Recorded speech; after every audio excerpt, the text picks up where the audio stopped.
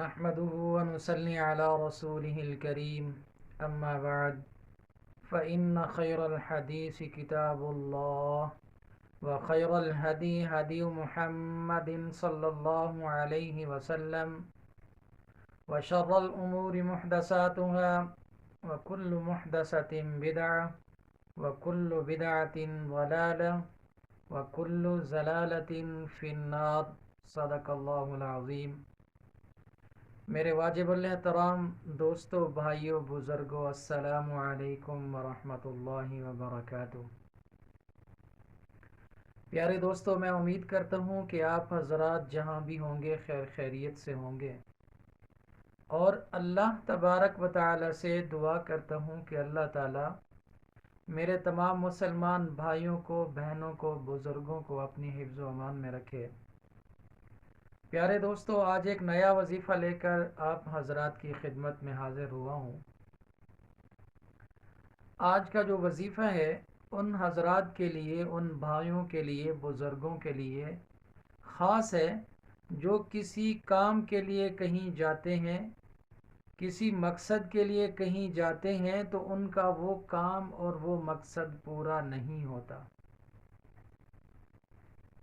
یہ وظیفہ ان جائز مقاصد کے لیے ہے جو شرعی طور پر جائز ہیں۔ مثال کے طور پر آپ نے اگر کسی سے قرض لینا ہے، یا آپ نے کوئی چیز امانت کے طور پر کسی کے پاس رکھی ہے، یا آپ کوئی حق کے اوپر مقدمہ لڑ رہے ہیں، عدالت کے اندر کوئی کیس ایسا لڑ رہے ہیں جو آپ حق پر ہیں، تو ان حضرات کے لیے ایک پاورفل وظیفہ ہے۔ قرآن پاک کی ایک چھوٹی سی صورت ہے جس کو آپ نے پڑھنا ہے اور اللہ کے ہاں دعا مانگنی ہے۔ اگر آپ نے کسی کے ساتھ کوئی عدالت میں کوئی کیس ہے، آپ حق پر ہیں، تو آپ اس صورت کو پڑھ کر جا سکتے ہیں۔ اسی دن پڑھیں جس دن آپ نے پیشی پر جانا ہے، آپ کی تاریخ ہے، آپ نے جج کے سامنے پیش ہونا ہے، آپ حق پر ہیں، آپ کا کام نہیں ہو رہا، تو آپ اسی صورت کو بلا ناغہ پڑھیں۔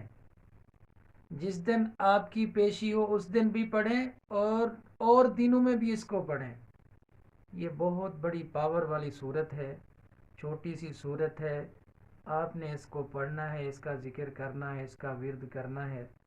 ابھی چلتے ہیں وظیفے کی طرف۔ کون سی صورت ہے، کس صورت کا وظیفہ ہے؟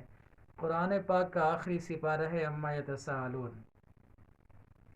اسی سپارے میں ایک چھوٹی سی صورت ہے، سورۃ النصر، اذا جاء نصر اللہ والفتح۔ اسی صورت کو آپ نے چلتے پھرتے اٹھتے بیٹھتے پڑھنا ہے۔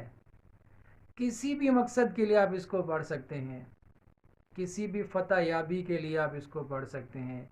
اول آخر تین مرتبہ درود ابراہیمی پڑھنا ہے،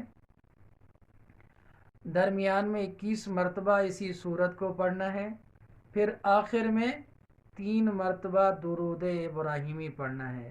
پھر اللہ تبارک و تعالی سے اپنے مقصد کی، اپنے کام کی، اپنی پریشانی کی دعا مانگنی ہے۔ اللہ تبارک و تعالی کے سامنے اپنی حاجات، اپنی پریشانی رکھنی ہے۔ تو پیارے دوستو، آج کا یہ وظیفہ تھا جو آپ حضرات کو، آپ بھائیوں کو، بہنوں کو بتانا تھا۔ تو میری دعا ہے کہ اللہ تبارک و تعالی تمام مسلمانوں کی پریشانیوں کو دور فرمائے۔ اللہ تبارک و تعالی سے دعا ہے کہ جتنا مسلمان پریشان حال ہیں، اللہ تعالیٰ ان کی غیبی مدد فرمائے۔ اللہ تبارک و تعالی سے دعا ہے کہ جتنا مسلمان اس دنیا سے رخصت ہو چکے ہیں، اللہ تعالیٰ ان کی کامل مغفرت فرمائے۔ پیارے دوستو، اپنی دعاؤں میں یاد رکھنا۔